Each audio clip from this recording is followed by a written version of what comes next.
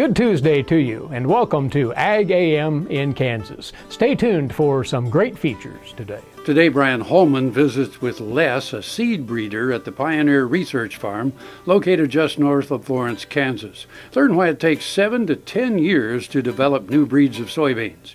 Then he and Adrian talk about Sure payments, the supplemental revenue assistance available to farmers from the USDA's Farm Service Agency. And finally, on Healthy Yards, see how to choose the right tools to invest in for your garden, whether it's large or small. Closed captioning brought to you by Kansas Soybean Commission. The Soybean Checkoff Progress, powered by Kansas farmers. Ag AM in Kansas is brought to you in part by SureCrop, liquid crop nutrition delivered right to your farm.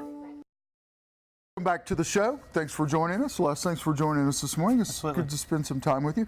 We're at the Pioneer Research Farm outside of Lawrence, or just a little north of Lawrence, and we're spending some time with Pioneer this morning. So again, Les, thanks for spending time with us. Developing new brands of soybean. I mean, it's science, first of all. Absolutely. A lot goes into it. Where do you start when you're developing a new soybean? I mean, it sounds tough. Yeah, absolutely. How do you actually do it? It starts with making a cross. So, some of us have kids, and it's fun to look at those kids and say how they're different. Soybeans are no different. It starts with a cross. You take your best variety by your best variety, and actually we hire a bunch of kids, and they go into the field and they actually take tweezers and they move pollen around. You actually create a cross. Now that new seed is going to be a hybrid. We don't sell hybrid soybeans because it takes so long to actually make seed. And we actually inbreed those, and then we have a population. So each individual is different. We use genetic markers, and we can actually select the individual plants that have the right genes. So for disease resistance, for herbicide tolerances, whatever we want that final variety to be, you can design it using genetic markers. At that point, then it's time to take it to the field and actually test it, because the varieties we sell to farmers have been tested for 5 to 6 years in the field, and that's why we have so much confidence in them, is we've seen them so many times. And so we'll take them to the field, we'll grow them. Here in Lawrence, we've got irrigated dryland locations that we can really throw a lot at them. And you start with a very big pile of different varieties, many tens of thousands of different varieties we create every year. And then you just start winnowing down the pile. And so every year you throw away the ones that are weak and you keep the ones that are strong. And those go out to larger and larger acres. So we'll move them to north central Kansas, down near Wichita. We'll go into Missouri, central Missouri, and we'll give them a diverse set of environments to perform at. And you're only keeping the ones that do well at each of those environments. So then once we get to advanced testing, we'll send our very best 5 or 10 to impact trials, which are going to be on farmers' fields. And those are going to be 80 foot long, 8 rows wide. Farmers get to, or impact teams plant those on farmers' fields. You might have 100 different locations of those. And that data is really what we show farmers to say, look, this is the best variety you can plant. And that's sort of start to finish of how it works. Well, we're kind of short on time in the first segment, but how do you stay ahead of things? I mean, did you know 3 years or 5 years ago that we were going to be in a drought situation, or did you know 7 years that we were going to have Roundup tolerance? I mean, there's a lot of variances. How do you stay ahead of the game? That's a great question. As a breeder, you've got to be looking out 7 to 10 years, because the crosses I make today are going to be products in 7 years. Mm-hmm. And so you have to sort of project, what are we going to need in 7 years, because that's what I need to be doing today. So it's a long-term process, and it is hard to stay ahead of the curve on that. Well, we're going to take a quick break. When we come back, we're going to kind of finish up with Les and kind of learn more about being a seed breeder. You're watching Ag AM in Kansas, and we'll see you in just a minute.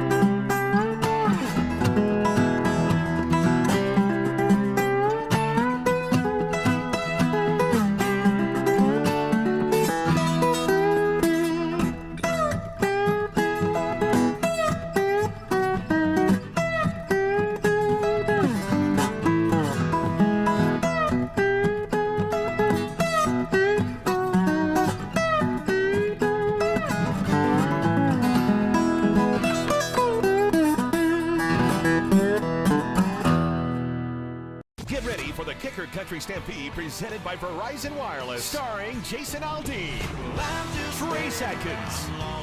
4 days of camping and country music at Country Stampede, Little Big Town. The Female Vocalist of the Year, Miranda Lambert. Country Stampede. Take advantage of our current pricing. Advanced pricing for a 4-day ticket is $135. Prices go up June 26. More info at countrystampede.com. This hog is Hanover hoof for meal made from U.S. soybeans. Now, one hog isn't that impressive, but suppose we add another, and another, and another. Before long, you've got billions of hungry customers around the world all clamoring for the same thing. Our soybeans. Learn more about the billion-dollar appetite of animal agriculture at BeyondTheElevator.com. Brought to you by America's soybean farmers and their checkoff. Tar Waters has what you need for all seasons for around the farm and home. Working, hunting, growing, feeding, snow removal, even fun for the kids. And a service department with experienced techs to help keep your equipment in top running condition. Tar Waters has a huge selection and the best prices. Tar Water Farm and Home, family owned and operated since 1978. They have what you need.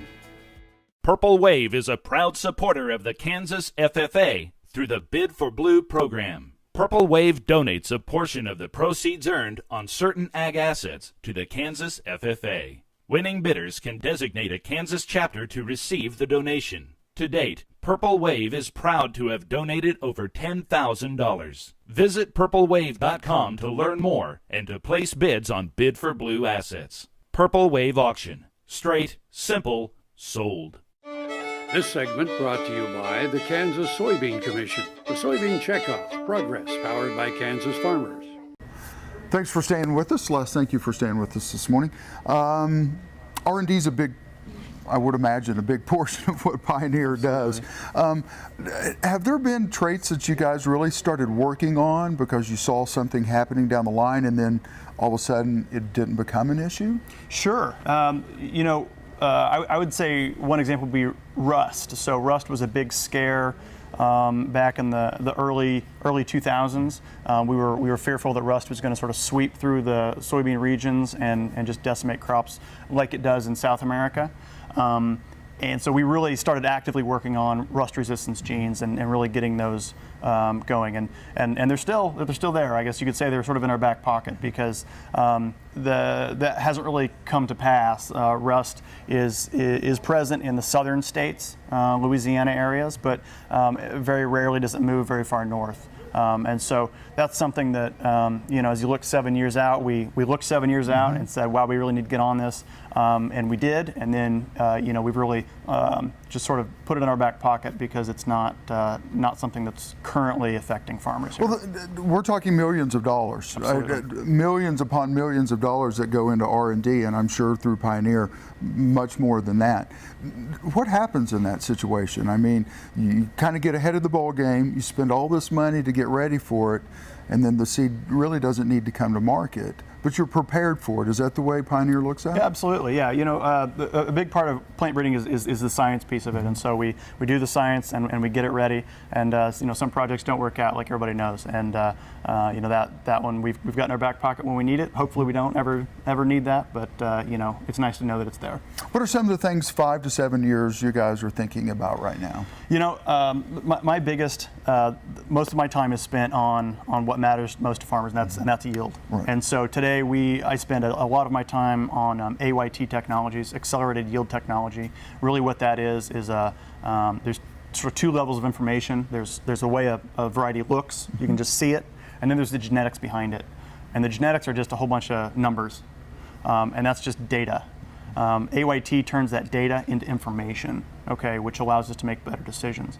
And that AYT technology, really we're seeing the effects of that, which is you can select for yield much earlier in the process, which just accelerates genetic gain. And so my focus is really delivering products that have more genetic gain in them than before. And that's a huge part of what we do because that's what translates into dollars into customers' pockets. Well, not only that, but the need for soybeans around the world is growing every day. Right. I think the Soybean Commission here in Kansas always says every other row is exported. So I mean, there's a lot of beans that come out of the state that go worldwide. Absolutely, and so the demand is growing, and we need to increase genetic gain, produce the best products for the market so that we can meet that demand. Absolutely. Someone wants to learn more about Pioneer, should they find their local seed rep? Absolutely, find their local sales professional or go to the website www.pioneer.com. And someone I'm sure would be more than happy to come out to your farm, take a look at your operation and kind of see what needs you have and what seed fits best for you. So Les, thank you so much. I know we get out and cover a lot of things, but we don't get to talk a lot of the science, so we really do appreciate you having us out today. See y'all tomorrow.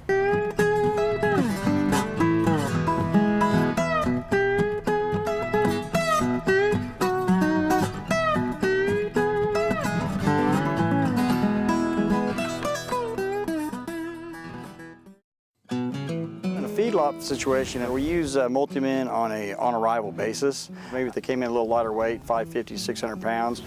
We use Multimen in high stress cattle, high risk cattle. We're looking for a better response to our vaccine. Or some of the cattle that we're looking for when we use Multimen, they come in, maybe they look a little mineral deficient. They come from parts of the country that are lower in certain mineral. So we use it on those cattle, tends to make a big difference.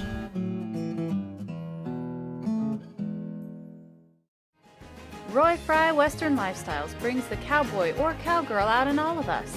With a huge selection of must-have items, it doesn't matter if you're shopping for your horse, picking up some Western accessories to add that rustic charm to your home, or simply treating yourself. The knowledge and expertise to dress you your Western best is right here at Roy Fry Western Lifestyles, Highway 24 and Kansas Avenue in Topeka. This segment is brought to you by the Kansas Association of Wheat Growers and the Kansas Wheat Commission. Together, we are Kansas Wheat. Adrian, thank you for joining us this morning. Payments resuming to farmers. Tough, not tough, getting those monies back out? Well, it was just a real challenging transition and a big decision that needed to be made by USDA and how to deal with the sequester reductions. The Sure Milk, NAP, and direct payment programs are all subject to a 5.1% reduction. The big issue was that at the time the sequester actually began, there were already $860 million worth of sure payments made to some 360,000 plus farmers across this country. And obviously that becomes problematic to retrieve that 5.1%. So USDA requested to Congress to allow an additional reduction of 3+% from the direct payments so that we could make 100% of the sure payments. We had about 3,000 sure payments hung up during about a 45-day stretch there. Then we were able to resume payments after that dialogue concluded and Congress allowed us to move forward. Mid-May, we were able to conclude and catch up with those payments to farmers in Kansas. What is sure payments? The SURE program is basically what is sometimes referred to as a permanent disaster program in the 2008 Farm Bill. 2011 is the year in question here that we're working with now. The sign up actually ends on June 7, so that's coming up very quickly. The program did not cover the full 5 years of the Farm Bill, only 4, so 2011 is the last year. It's basically a program that assists and provides some additional benefits to crop insurance for those that had disaster yields in Kansas and across the country. Oh, what other steps farmers or ranchers have to go through to get sure payments?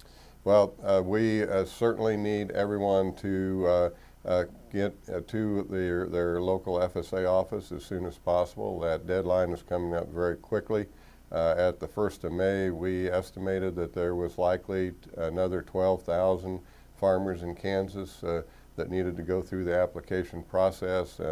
and our ability to determine based on crop insurance records, yields, and revenue data. So this is we have a lot of processing to do and payments to be made between now and June 7. So it's really critical to contact, and if you haven't, and make sure that application is done prior to June 7. Should anybody do it? I mean, we've got just a few seconds here left in this segment. Should anybody do it? I mean, if they've had losses? Absolutely. At this point, the average payment has been about $15,000, which I think is an adequate amount on the average to make it time well invested to visit your local FSA office. Perfect. We're going to take a quick break, and Adrian, when we come back, let's kind of wrap up the Sure Payment program. Very good. American innovation is being driven in places you might not expect by people like Brent Hayek, an Oklahoma family farmer, who recently set a world land speed record in a Ford Super Duty pickup truck powered by renewable B20 biodiesel. Advanced performance is here, now, putting America on the fast track to more jobs and energy independence. Biodiesel, America's advanced biofuel. Golf Week calls it the best course you can play in Kansas. But once you play, you'll want to stay. Go for it. Firekeeper Golf Course at Prairie Band Casino and Resort is just north of Topeka off Highway 75. Our stay and play package is worth the trip. Luxury hotel room, green fees, and golf cart for two, starting at just $169. Prairie Band Casino and Resort. Go for it. Segment is brought to you by Santa Fe Trail Meats in Overbrook. Stop by or visit us at sftmeats.com. Adrian, thanks for staying with us this morning. Someone's watching the show this morning, a consumer or just someone who has no ties to agriculture, and we're talking about paying farmers for having a bad year, and they may think to themselves, well, my business had a bad year, I don't get any help, but the Sure programs are really there to ensure that we have a safe, wholesome food supply. Absolutely. Production agriculture is a bit different than other businesses, and I can speak to that personally because I farm with my son here in Kansas. I also have a wholesale retail business, and even though certainly there are many challenges in that wholesale retail business, the direct weather impact of drought and hail and heat is not as dramatic on that business as it is to those people that are actually involved in production agriculture. And obviously food is extremely important to all of us, not only in this country but around the world. And so it's important that people involved in this vital area in terms of food production are able to stay in business and produce food again for all of us the next year. And margins for farmers are so slim anyways. You look at the cost of diesel fuel and inputs and fertilizer and seeds. I mean, margins are so thin anyways. A 2-year drought like we've had is devastating. It could close farms. Families could lose their livelihoods. Absolutely. We in the Farm Service Agency also have a lending program for those individuals that need a bridge to commercial lending and maybe aren't able to have that available at the current time. And from that experience from our loan programs, we know that there are thousands of farmers that are just on the edge of making enough of a profit to stay in business. So programs like the Sure program, the Farm Program Safety Net is extremely important to the future of food production and the future of the viability of those farms and ranches across the state of Kansas. And the economic impact here in the state of Kansas. I mean, the soybeans that go out of this state, the corn, the wheat that goes out of the state, the beef that's produced in the state. We're talking about economic impact of billions of dollars to the state, revenue. It's a huge economic driver, and certainly emergency haying and grazing in the Conservation Reserve Program was helpful. One of the other unfortunate aspects over the last year and a half is that the funding for the livestock feed program and several other livestock disaster programs has not been available. It got caught up in a lot of the politics of a new farm bill versus an extension. There is a reason to believe that those programs will be included in the farm bill that is now being debated. That would be very helpful to our livestock producers across the country, and particularly in Kansas. Sure payments real quick as we're closing out here. Time frame and where do they go? We need to make sure everyone that is eligible gets to your local FSA office prior to June 7. We're expecting about almost $300 million worth of payments in Kansas, which is obviously significant to those farmers, but also significant to the Kansas economy and the future of food production. And now here's another gardening tip with Dave Jackson. Did you know that dandelions can be killed in your yard with a product made by Fertilome called Weed Out, and you don't have to fertilize your lawn? So if you're worried about your lawn getting too high and too tall too quick with too much fertilizer, come in and ask for some Fertilome Weed Out without lawn fertilizer to kill your dandelion. Our annual Mix or Match flat sale is underway. Plant 48 homegrown annuals for just $18.99. Save 35%. Soil is the life of a farm, and for 25 years, SureCrop liquid crop nutrition has helped growers produce abundant quality crops while preserving and improving the soils they steward. SureCrop offers complete soil and plant analysis with cropping recommendations, delivery direct to your on-farm storage, and quality crop nutrition custom blended for your field. Choose SureCrop for the assurance of excellence for your soil. Call today or visit their website for more information. This segment is brought to you by Brown Chevrolet Buick in Wamego. Just a short drive down the Yellow Brick Road. How do you know what kind of tools you need if you're just getting started gardening? Well, first of all, if you're just starting, you probably should start small. You know, maybe a 5x5 or a 10x10 or even gardening in some containers. You really don't need a whole lot of equipment. If you're gardening in containers, you could just get by with some simple things like some trowels and a little garden rake. If you have a little bit larger garden, of course you'd probably want to invest in a hoe and some type of a shovel. And these are all things that you'd be using to cultivate the ground with. So first of all, let's talk about cultivating. So if you have a small one, we're going to cultivate either with a hoe, a shovel, the trowel, or the little rake. If you move up to a little bigger garden, you might want to invest in some different types of cultivating equipment, maybe a little scuffle type hoe. There's also a 4-tine cultivating tool that's nice to have for different applications. You could go with just your regular iron rake for raking the ground to get it ready in the spring, cleaning it up in the fall. And then if you start to do some bigger applications, like maybe putting in a compost pile, you might want to invest in an ensilage type fork that you can dig and lift and turn that compost with.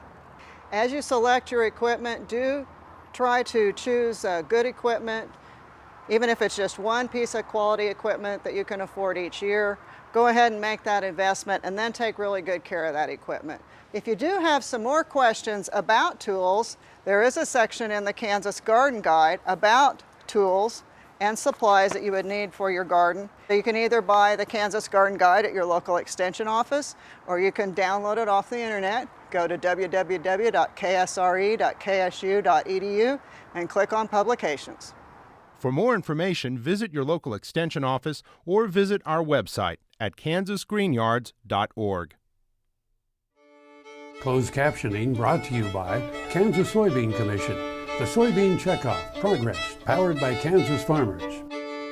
We'll have lots more for you tomorrow here on Ag AM in Kansas. We're here every weekday, same time, same station. Or look for us on the web at agaminkansas.com. Eric Atkinson here from K-State Research and Extension.